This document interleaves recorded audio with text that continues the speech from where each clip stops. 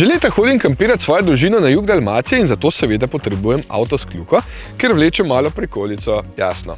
In ker sem pogumen, pa grem na pot z električnim avtom, potem dobivam kup vprašanj, koliko več časa potrebujem, kolikokrat moram polniti in koliko večja je poraba s prikolico.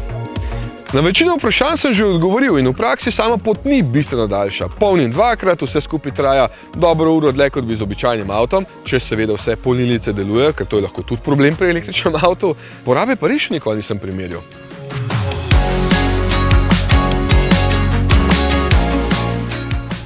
Zato grem najprej na pot brez prikolice, da dobim referenčno porabo. Avto sem že prej ogrel, da ne bi bilo prevelike razlike že samo za to. Vožnja pa bo trajala približno 100 km, da bo razdalja dovolj velika za primerjavo. Grem kar proti Štajerski, ker je vmes še fajn vzpon na Trojane, da bo malo bolj raznoliko, potem pa obrnem pri Šentrupertu in nazaj proti Ljubljani. Hitrost 100 na uro. Povem potem zakaj.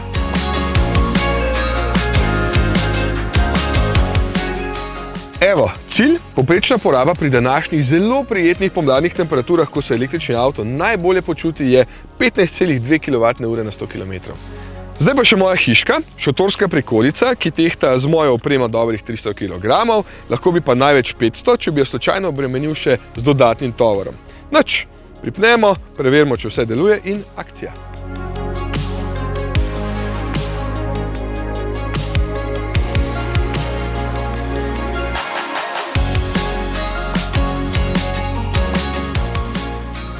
Največja hitrost, ki je dovoljena pri vleki takšne parkolce, je na avtocesti 100 km/h.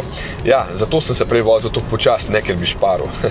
Za vožnjo je dovolj izpit B kategorije, ker ne presega 750 kg, skupna masa pa tudi ne presega 3500 kg. Ampak moj nasvet je, da če večkrat vozite parkolco, dajte pridobiti vsaj kodo 96, to je 9 ur vožnje in potem izpit pred komisijo. Če vozite težjo od 750 kg, jo pa itak potrebujete. No, če je največja dovoljena masa skupine vozil, torej avta in prikolice, večja od 4250 kg, bo pa treba pridobiti že kategorijo BE. Za takšno majhno parkolco tudi ne potrebujete registracije, ker je obvezno zavarovana preko vlečnega vozila, zato mora imeti enako registrsko tablico, tretjo tablico temu rečemo po domače. Seveda je priporočljivo še kasko zavarovanje, to pa je treba zavarovati posebej. Vleka takšne parkolce je otročje lahka. ID4 tehta precej preko 2 ton, parkolca samo nekih 15% te mase, zato je med vožnjo komaj čutiš. Še največji izziv je vzvratno parkiranje, ampak to je že druga zgodba. Pa je tudi tukaj lahko problem, če začne preveč plesati po cesti, zato velja enako pravilo kot pri velikih, da enostavno zmanjšaš hitrost, pa se bo najhitreje umirila. Že tako vidiš voznike tistih velikih SUV-jev, kako prehitevajo s težkimi parkolcami po avtocesti, pa se sam vozi 130 na uro. Da hodi frajerji, res, ko pride do kakšne situacije, pa raj ne govorim, kakšne so pol reakcije. V glavnem, omejitev 100 na uro. In rezultat? 17,9 kWh na 100 km. Prej je bila 15,2, torej je poraba za slabo petino večja, če imam parkolco. No, evo, zdaj imam pa končno odgovor tudi na to vprašanje.